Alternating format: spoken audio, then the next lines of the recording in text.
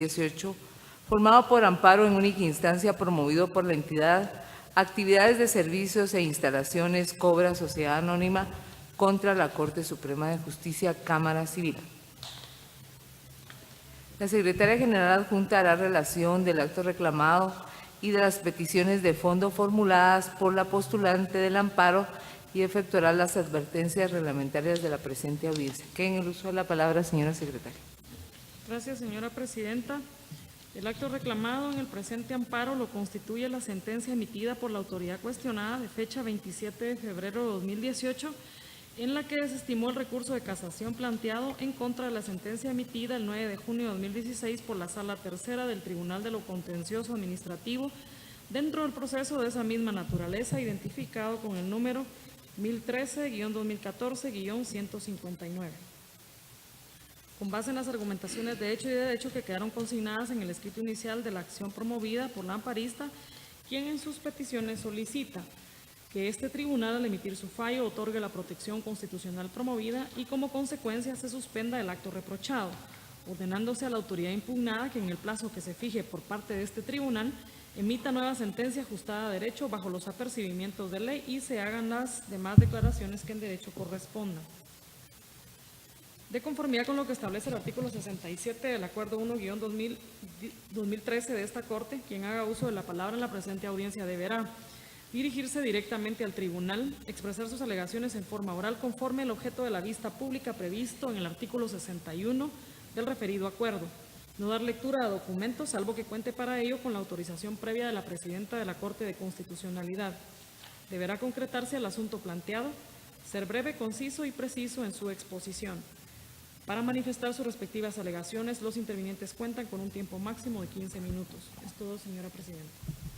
Gracias. Pueden hacer uso de la palabra el solicitante del amparo, requiriente de la vista pública, actividades de servicios e instalaciones, cobra sociedad anónima por medio de la mandataria especial judicial con representación Paola Argentina Galich Gómez, quien actúa con el auxilio del abogado Byron Alejandro Delfu Gabriel, quien queda en el uso de la palabra. Muchas gracias, señora magistrada presidenta. Honorables magistrados, en nombre de mi representada, la postulante, actividades de servicios, instalaciones, cobra, sociedad anónima, señalo la importancia de poder transmitirles de primera mano los agravios que la sentencia, que el acto reclamado ocasiona a mi representada y agradezco el tiempo que sirvan dedicarle a este asunto. Sin perjuicio del resumen que se ha hecho de los antecedentes que subyacen a esta acción de amparo, es importante traer a su memoria que el acto reclamado consiste en la sentencia de fecha 27 de febrero de 2018, dictada por la Corte Suprema de Justicia dentro del expediente 01002-2017-00050. Siendo el acto reclamado de esta acción de amparo la sentencia de casación aludida, conviene traer a su atención, honorables magistrados, aquello que el autor procesalista de Vice Chandía, quien es citado por alguna de las partes dentro de este proceso, afirma sobre el recurso extraordinario de casación. El citado autor manifiesta que el recurso de casación cumple con dos funciones. La primera de ellas es la defensa del derecho objetivo en el sentido de evitar el abuso del poder judicial y reparar la incorrecta aplicación o interpretación de la ley, y en un segundo sentido, la unificación de la jurisprudencia. Esto, ¿verdad?, lo que ocasiona es finalmente que los habitantes de este país podamos tener certeza jurídica sobre los fallos que se emiten.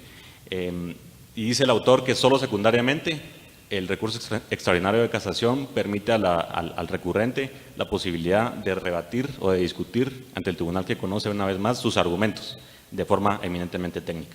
Pues bien, hago alusión a esto porque al interponer esta acción de amparo, lo que mi representada busca es efectivamente buscar la reparación y la protección de sus derechos constitucionales por estimar que el acto reclamado, la sentencia de casación, ahí se ha interpretado y aplicado incorrectamente la ley. De dicha cuenta, cuando las sentencias de casación que están llamadas con cada uno de los fallos a perfeccionar nuestro sistema jurídico contienen violaciones constitucionales, el amparo es la única vía para hacer valer esos derechos y que el agravio cese.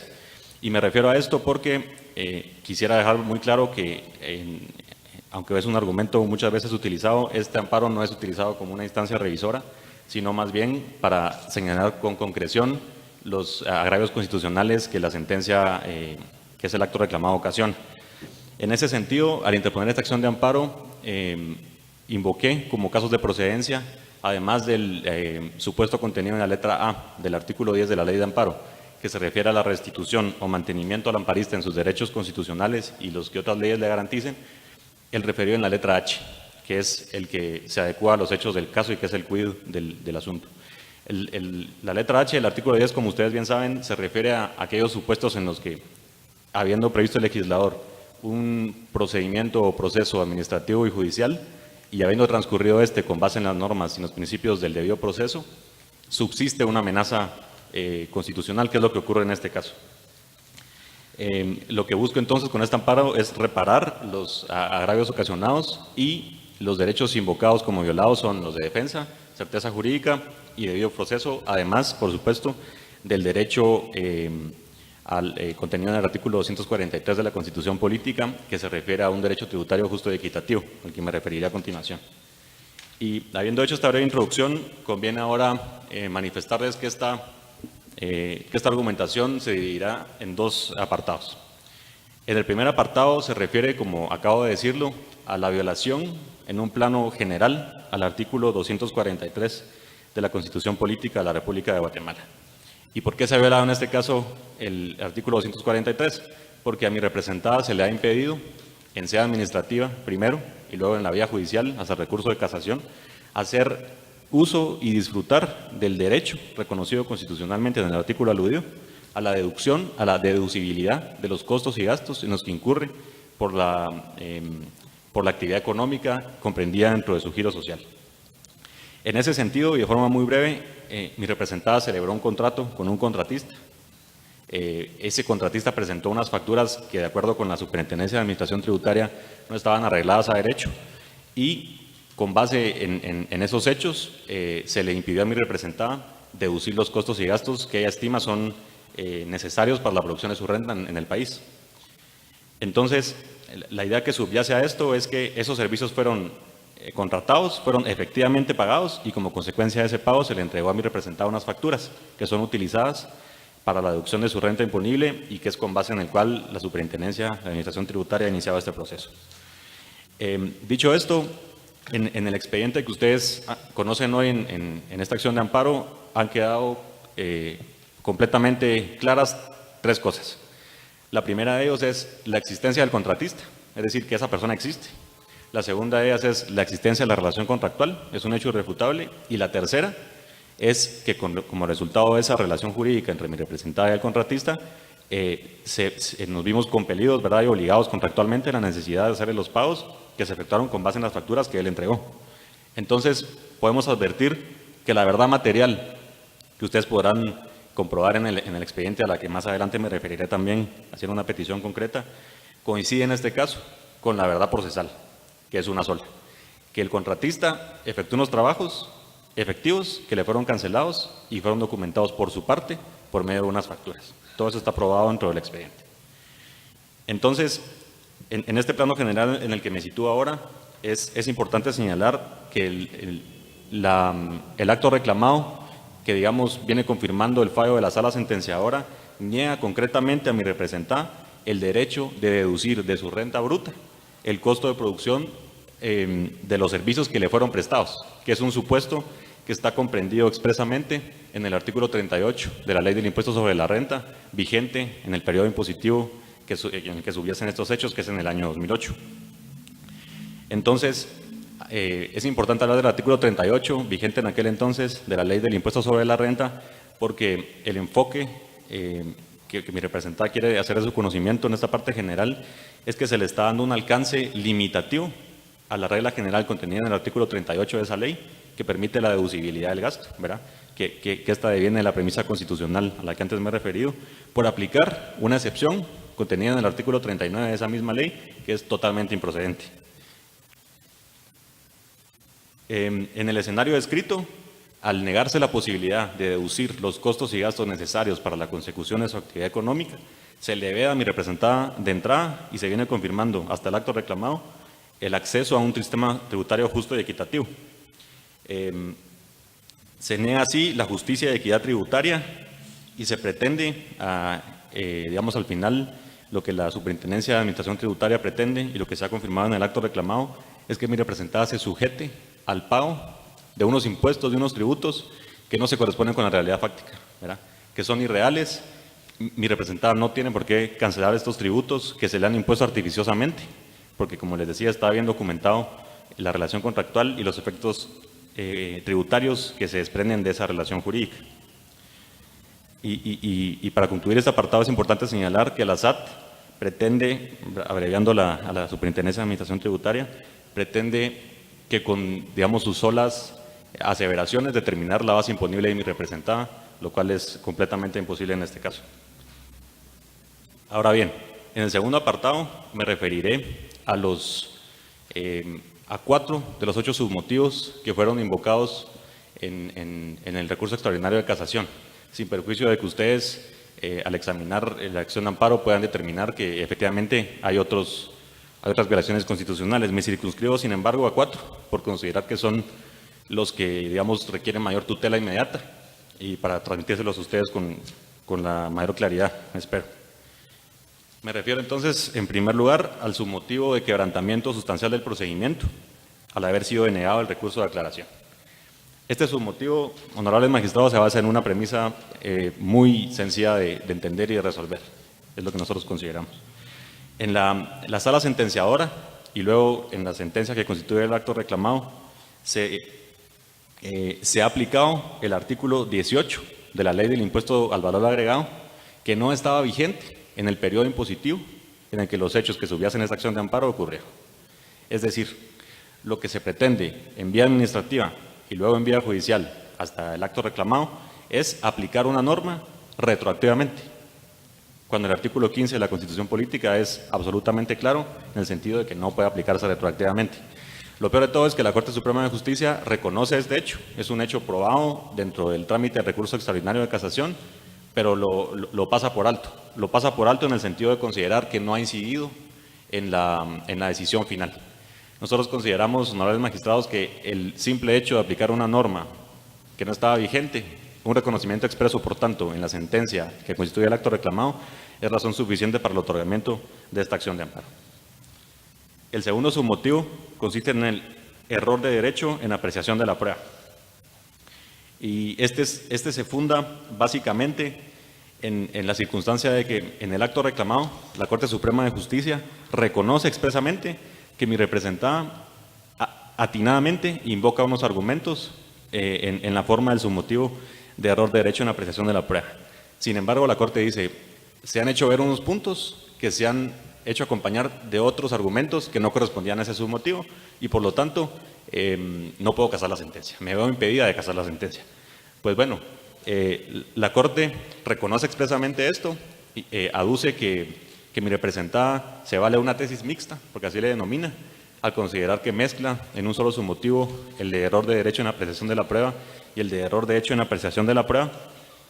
Y sin embargo, nosotros estimamos, honorables magistrados, que la Corte Suprema de Justicia yerra en este punto y esto causa un agravio serio a mi representada. ¿Y por qué esto es así? Consideramos que la Corte confunde el formalismo en las formas, valga la redundancia, del recurso extraordinario de casación, que le es connatural, por supuesto, con el excesivo rigor manifiesto. Es decir, esta misma Corte ha dictado doctrina legal, que ustedes, por supuesto, conocen mejor que yo, en el sentido de que es imposible y no puede anteponerse una norma adjetiva para no aplicar directamente la Constitución Política cuando corresponda. Es decir, ninguna norma ni ninguna disposición de nuestro ordenamiento puede minimizar, tergiversar o impedir la aplicación de la Constitución Política. Lo que la Corte hace es esto justamente, es reconocer que el submotivo ha sido encajado correctamente, que los argumentos son efectivamente ciertos, pero que la tesis se ha mezclado con otros argumentos y por ende no casa la sentencia. Esto podrán ustedes verlo con claridad en el acto reclamado. Me refiero en tercer lugar al submotivo de interpretación errónea del artículo 39, letra B, de la Ley del Impuesto sobre la Renta. Esto es elemental y voy a tratar de ser muy breve. Con motivo de la relación contractual a la que antes aludí entre mi representada y el contratista, cuyo nombre es Edwin René de la Rosa Hidalgo, como podrán ustedes encontrarlo en autos, mi representada y él suscribieron un contrato. un contrato con reconocimiento de firmas. Y ese fue el origen, ¿verdad?, por supuesto, de la relación jurídica que hoy despliega efectos en materia tributaria. Sin embargo, la Superintendencia de Administración Tributaria, la Sala Sentenciadora y la Corte Suprema de Justicia han considerado que ese contrato no prueba la relación jurídica y que las facturas por él entregadas hacia nosotros no son suficientes por no contener los requisitos legales que ellos consideran pertinentes. Sin embargo, cuando la Corte analiza estos hechos que les comento, hace una interpretación del artículo 39, letra B, de la Ley del Impuesto sobre la Renta, vigente en aquel entonces, en el año 2008, y cuya frase toral ahí, y que es el quid de este asunto, reza que no podrán deducirse costos y gastos cuando no estén respaldados con la documentación legal correspondiente. Pues bueno, la Superintendencia de Administración Tributaria, el Tribunal de lo Contencioso Administrativo ni la Corte Suprema de Justicia definen lo que debe entenderse por documentación legal correspondiente. El ordenamiento jurídico tampoco lo define. Entonces, estamos aquí en presencia de un concepto jurídico indeterminado que la Corte Suprema de Justicia ha pasado por alto totalmente. Al interponer esta acción de amparo, hemos hecho ver con meridiana claridad de que para resolver este submotivo, la Corte debe considerar y debe definir, en ausencia de la legislación ordinaria, que debe entenderse por documentación legal correspondiente. Pues bien, mi representada ha construido o ha tratado de construir de cara a esta acción de amparo lo que debe entenderse por documentación legal correspondiente. Abogado, disculpe, le queda un minuto para concluir. Muy bien, gracias. En ese sentido, me refiero a 3 sentencias que están citadas en el escrito inicial de amparo, a las que no me referiré por tiempo, de las cuales se puede desprender básicamente lo siguiente: que que pueden reputarse comprobantes de pago las cajas, las facturas, como en este caso, que los comprobantes de pago como cheques y transferencias bancarias son también considerados como documentos que sustentan en el sentido del artículo 39 de la Ley del Impuesto sobre la Renta. De manera que al declarar con lugar esta acción de amparo es necesario e indispensable que esta Corte se pronuncie sobre ese concepto jurídico indeterminado. El último submotivo, que es la interpretación errónea del artículo 29 de la Ley del Impuesto al Valor Agregado, básicamente se refiere a que han citado en el fallo un artículo sobre el cual no han hecho una interpretación exegética, de manera que esto causa agravios a mi representada, por supuesto. Y finalmente, honorables magistrados, en vista de que se ha relevado el periodo probatorio dentro de esta acción de amparo, solicito, como lo haré en el escrito pertinente, que para mejor fallar se traigan a la vista documentos indispensables que demuestran que esos documentos acompañados por mi representada y sobre los que versa esta acción de amparo son los documentos legales correspondientes para probar la deducibilidad del gasto. Únicamente por mi parte, muchas gracias por su tiempo.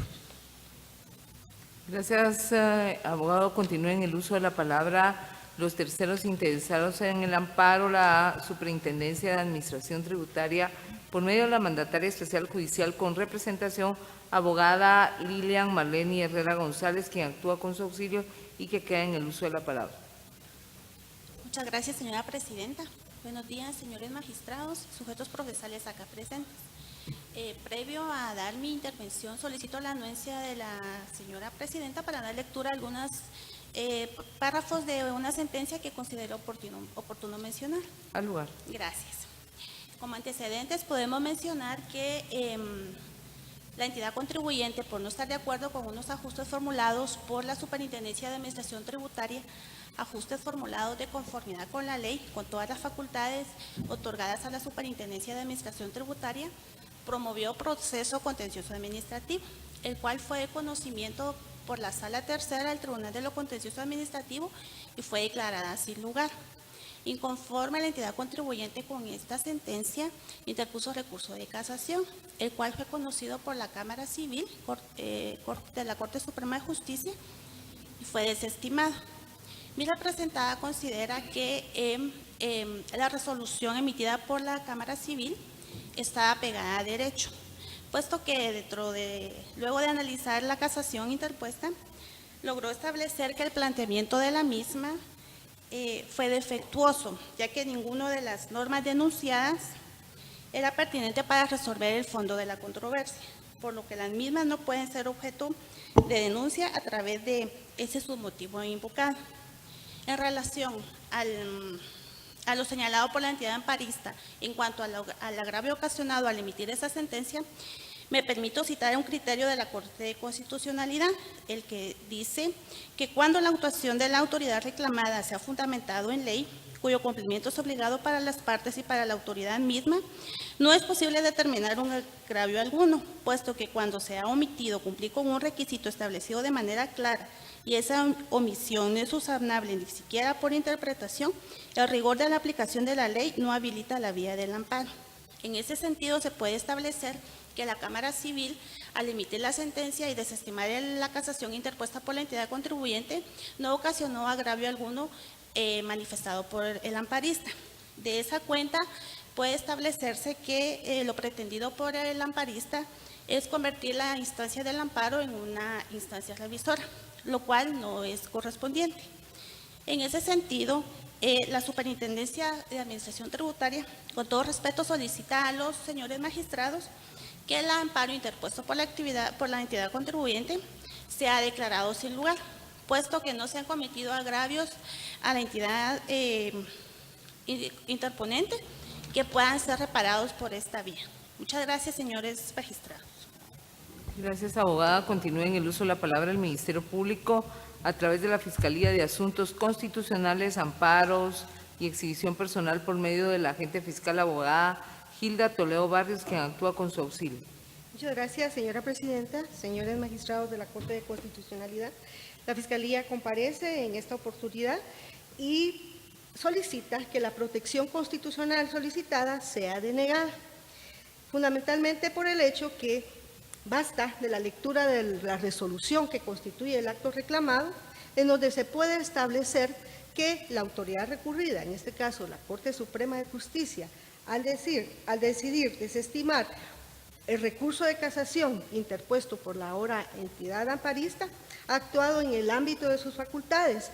No se establece por parte de la Fiscalía que exista violación al artículo 12 de la Constitución, que habla sobre el derecho de defensa y debido proceso, el artículo 28 que habla sobre el derecho de petición, y menos aún violación a la tutela judicial efectiva contenida en lo establecido en el artículo 29 siempre de la Constitución. De la lectura de la resolución que constituye el acto reclamado, señores magistrados, ustedes podrán establecer que la autoridad recurrida, al pronunciarse sobre cada uno de los motivos utilizados para sustentar la casación por vicio de fondo, ha pronunciado una argumentación, un juicio valorativo por el cual explica las razones por las cuales la casación interpuesta resulta inoperante. De tal manera que, al pronunciarse en primer lugar en cuanto al error de hecho en la apreciación de la prueba, manifiesta y pudo establecer que existieron deficiencias en cuanto al planteamiento, lo cual obviamente no corresponde a la Corte Suprema de Justicia, Cámara Civil, enmendar de oficio deficiencias en el planteamiento del recurso extraordinario de casación, dado que este recurso es extraordinario y es eminentemente técnico. De igual manera, al pronunciarse sobre el error de derecho en la apreciación de la prueba, indica la autoridad recurrida que hubo una confusión en cuanto al submotivo utilizado. Al pronunciarse en cuanto a la interpretación errónea del artículo 39, literal B, de la Ley del Impuesto sobre la Renta, indica claramente que no se da la errónea interpretación que denuncia el casacionista, pronunciándose de igual manera en cuanto al artículo 18 de la Ley del Impuesto sobre el Valor Agregado, el 58 del Código Tributario, 18 de la Ley del IVA y 36 también de la Ley del IVA. No puede el Tribunal de Amparo, en este caso en única instancia, como ustedes están integrando en el presente caso, señores magistrados, ser utilizado como un medio de revisión de una resolución que se ajusta a las funciones y facultades que la propia Constitución Política de la República de Guatemala le faculta a la Corte Suprema de Justicia para desestimar los recursos de casación, como ocurre en el presente caso. Voy a solicitar brevemente autorización a la señora presidenta para citar únicamente 3 fallos en donde se puede utilizar y que es utilizado por la Fiscalía para sustentar su tesis. Al lugar. Muchas gracias. En la sentencia de fecha 21 de junio del 2016, expediente 5161-2015, establece la Corte de Constitucionalidad. Es improcedente otorgar el amparo cuando el estudio de las actuaciones establece que el acto recurrido no carece de fundamentación ni es producto de irreflexión, sino contiene el criterio que a juicio del órgano jurisdiccional se encuentra pegado a derecho. Esto es de conformidad con la labor intelectiva que realiza, en este caso, la autoridad recurrida. Esta labor intelectiva también es mencionada dentro del expediente 1440-2016 en la sentencia 2 de noviembre del 2016. Y también el expediente 566-2016 de su sentencia de fecha 26 de septiembre del 2016, en donde indica que el amparo no es procedente cuando el estudio de las actuaciones se evidencia que la autoridad contra la que se solicita ha actuado en el ejercicio de sus facultades legales que le confieren las disposiciones aplicables al caso concreto. De tal manera, señores magistrados, a criterio de la Fiscalía, la autoridad recurrida al emitir el acto reclamado se ha encuadrado en lo establecido no solo en el artículo 203 de la Constitución, sino en lo establecido en el artículo 620, 621, 623 y 633 del Código Procesal Civil. Por lo que, en esta oportunidad, el Ministerio Público solicita que al emitirse la sentencia sea denegada la protección constitucional solicitada en virtud de que no existe un agravio susceptible de ser reparado por esta vía. Únicamente, señores magistrados. Gracias. Se clausura la audiencia de vista pública.